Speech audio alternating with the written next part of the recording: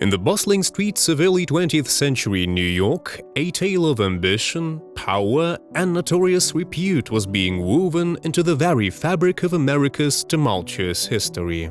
Welcome, dear viewers, to another journey into the shadowy corners of the past, as we unravel the complex tapestry that is the life and legacy of Frank Costello, the infamous Prime Minister of the Underworld. From the poignant beginnings of an impoverished immigrant boy to the masterful orchestration of a sinister empire that bled into politics, society, and crime, Costello's story is one of paradoxes, ingenuity, and a darkly distorted American dream. In the annals of American organized crime, the sagacious yet enigmatic figure of Frank Costello frequently arises, immersing us into a labyrinthine narrative of power, influence, and illicit operations.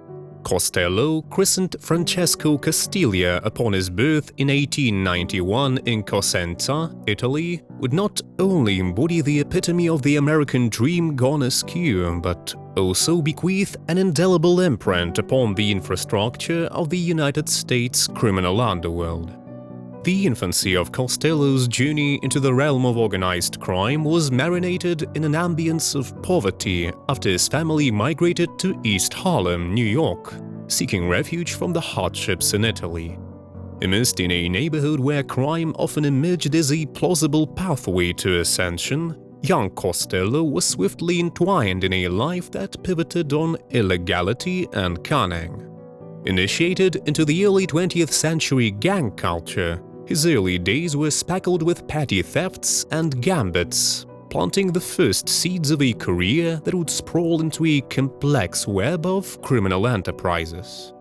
Frank Costello's ascension within the malevolent hierarchy of the mob world was not merely a consequence of brutality, a characteristic often associated with the mafia, but significantly a testament to his knack for forging alliances and navigating through the volatile terrains of organized crime. His adroitness in establishing and nurturing connections permeated through various realms, enlisting both fellow criminals and potentates within his network.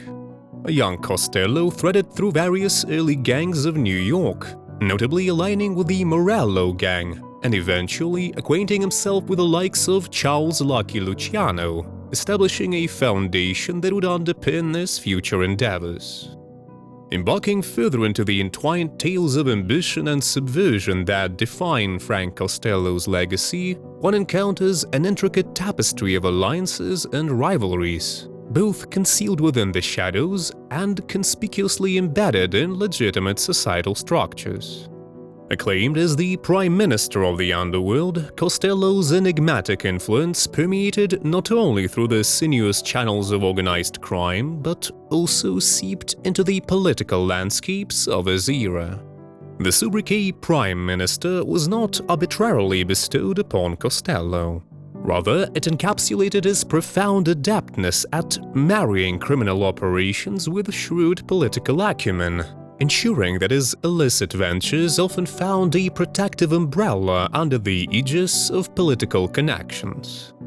Costello's involvement in politics was multifaceted. His adaptability to manipulate political machineries was arguably ahead of his time, utilizing a blend of financial inducements and implied threats to wield influence over various political personalities and entities. His alliances spanned from local politicians to influential figures within the judicial system, enabling a degree of immunity and operational freedom for his criminal undertakings. Intertwined within the narrative of Costello's ascendancy and dominion is a subplot punctuated by internal conflicts and rivalries, of which his dynamic with Vito Genovese is particularly noteworthy. Genovese, with his eyes fervently set upon the lucrative throne that Costello had carved within the mafia, emerged not merely as a rival but a palpable threat to his dominion. The tussle between Costello and Genovese was not merely a power struggle within the mafia, but symbolized a battle between different ideological and operational perspectives within the organized crime world. Genovese, with his roots deeply anchored in the traditionalist mafia culture, often found himself at ideological odds with Costello's relatively progressive and politically entwined approach to organized crime. This dynamic tension permeated their interactions and ultimately manifested in overt confrontations and attempts to usurp power.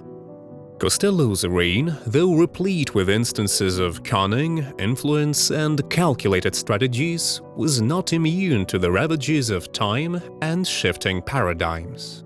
The eventual decline of his empire was a culmination of various factors, including escalating legal pressures, internal mafia conflicts, and an evolving socio-political environment that gradually began to disfavor the operational modalities of organized crime.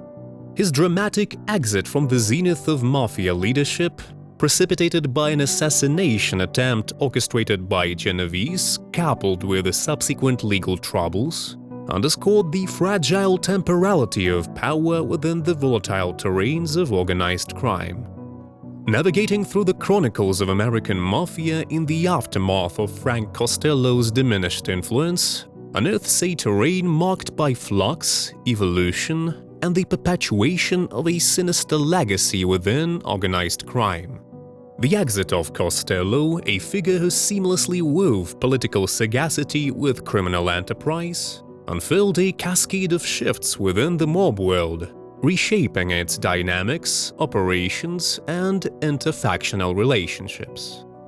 In the vacuum of Costello's once dominant presence, the mafia found itself embroiled in a tumultuous era, wherein figures like Vito Genovese sought to steer its operations toward their ideological predilections.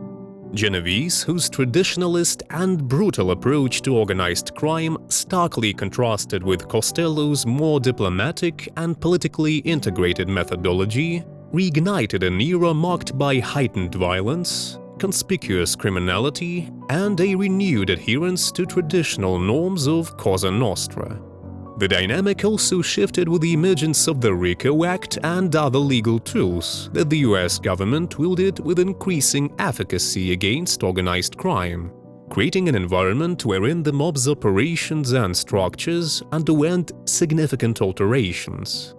In the echoes of Costello's legacy, society finds not merely a historical account of crime and power, but a persistent cautionary tale, reminding us of the imperative to vigilantly safeguard the intersections between the underworld and the upper world, ensuring that the shadows of organized crime are relentlessly pursued and dismantled, even in their most insidiously concealed manifestations.